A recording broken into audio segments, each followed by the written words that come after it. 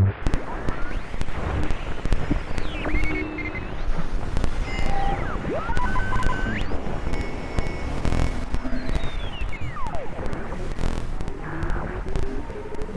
incêndio do edifício Joelma com certeza foi uma das maiores tragédias que abalaram o Brasil.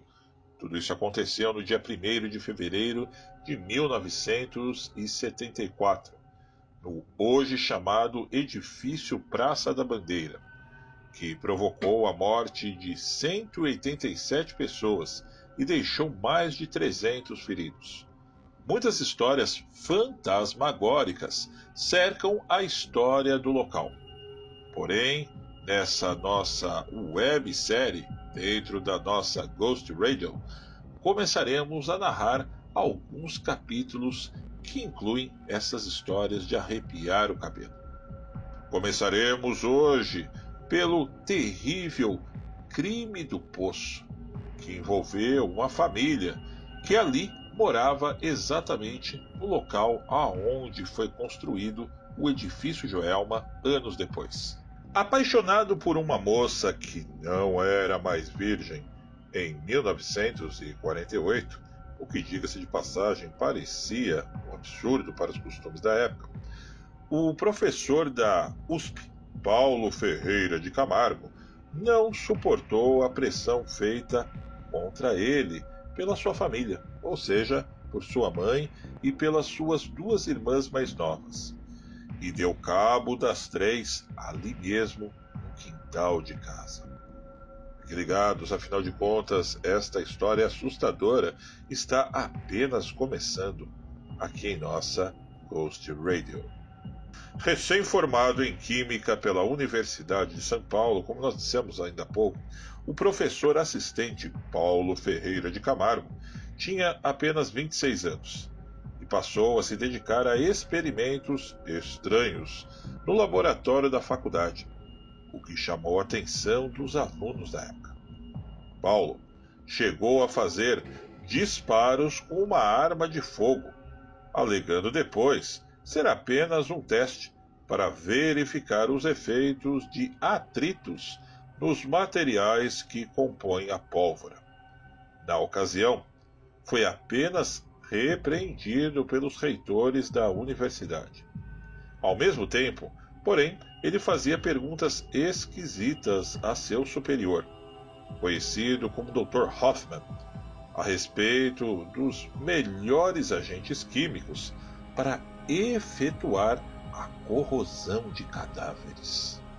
Enquanto isso, contratou 2 serventes para escavar um poço de aproximadamente 5 metros no fundo da casa onde moravam, na rua Santo Antônio, número 104, no centro da cidade de São Paulo, quase na esquina da Avenida 9 de Julho.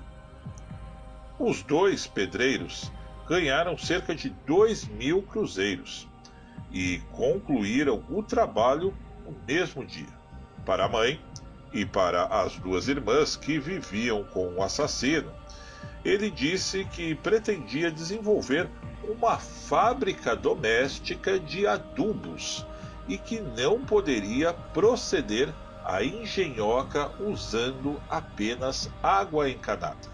Até o dia 5 de novembro daquele ano, ou seja, 1948, apesar de os vizinhos e amigos estranharem o comportamento dele, Paulo Ferreira de Camargo era tido apenas como um sujeito excêntrico.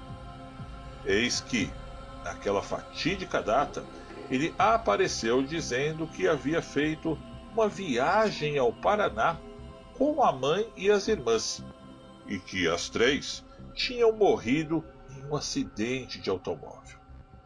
Porém, mesmo deixando algumas dúvidas onde elas teriam sido enterradas, ele seguiu com a história.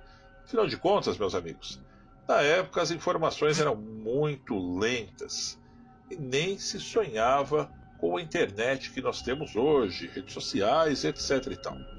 Levando em conta tudo isso, mesmo assim, nem todo mundo engoliu aquela história. Já desconfiados, os conhecidos da família passaram a suspeitar fortemente de algo mais grave.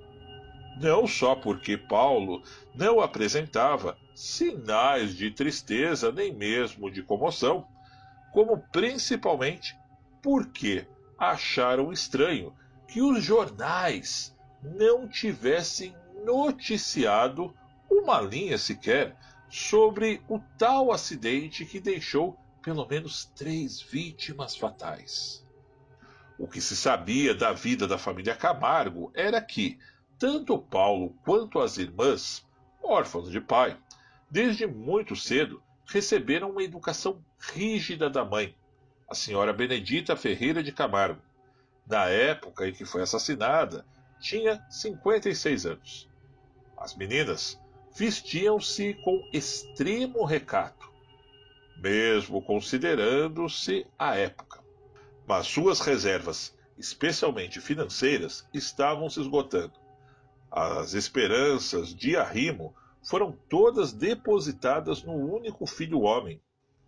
Pode-se imaginar o que representou para a mãe, naquele tempo, a revelação de que Paulo havia se apaixonado por uma moça que não era assim tão de família como considerava.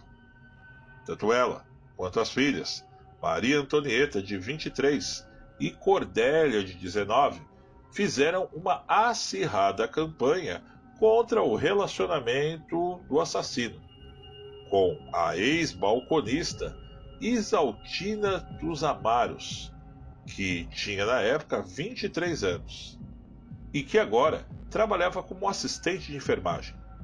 Para aumentar o peso sobre suas costas, o químico ainda tinha sob sua responsabilidade o tratamento de Maria Antonieta, que era diagnosticada com esquizofrenia.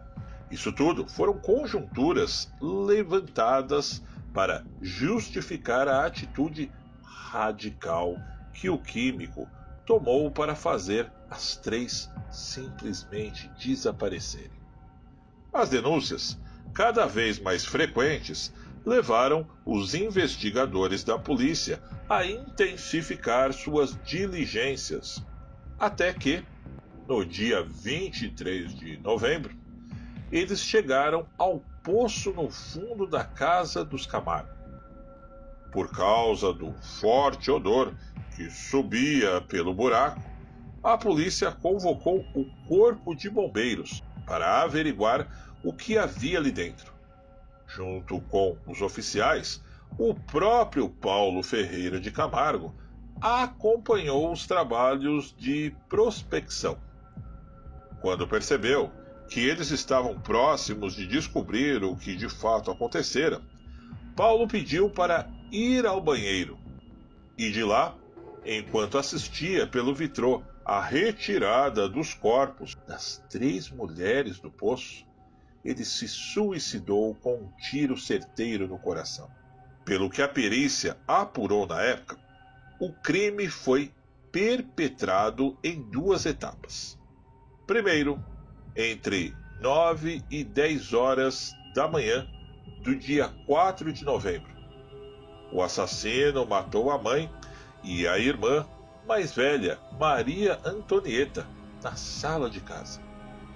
Depois arrastou os corpos até o quintal dos fundos. A terceira vítima, Cordélia, que trabalhava como datilógrafa na Faculdade de Filosofia e Ciências e Letras da USP, foi executada por volta do meio-dia, quando chegara em casa para almoçar.